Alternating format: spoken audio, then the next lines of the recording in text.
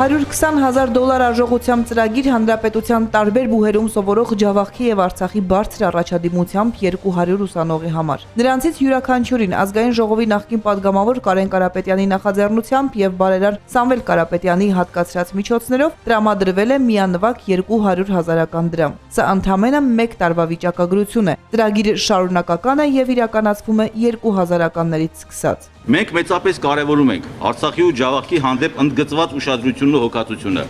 ընդ որում ոչ միայն պետության, այլև բոլոր քաղաքացիներից կողմից։ Սերված լինելով մանկավարժների ընտանիքից, ավելին ինքն էլ աշխատանքային իր գործունեությունը սկսած լինելով մանկավարժի աշխատանքով, Կարեն Կարապետյանի համար յուրահատուկ տեղ ունի կրթության ոլորտը։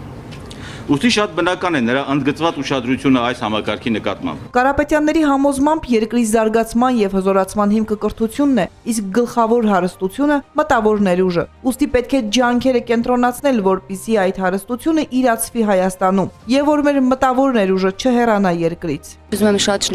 մեծ շնորհակալություն հայտնել Տաշիր բարեգործական հիմնադրամին այսպիսի անակնկալ մատուցելու համար։ Փորձենք ճիշտ օգտագործենք, որպեսզի մարդիկ, ովքեր որ շահագրգռված են ուսանողներին նման օգնություն, նման, չգիտեմ,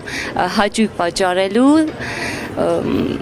որ իրանք չհիասթափվեն։ Ուսման համար էլ իհարկե, բայց այնքան տրկածախսելու այդ գումարը, որ կորոշենք։ Նրանց այդ բարեգործությունների հսկայական շղթայում կարևորագույն օղակ է եւ Ջավախք աշխարհը, Ջավախքի ուսանողները, լավ սովորող ուսանողները այսօր կարծես թե ավելին է այս գնահատականը, քան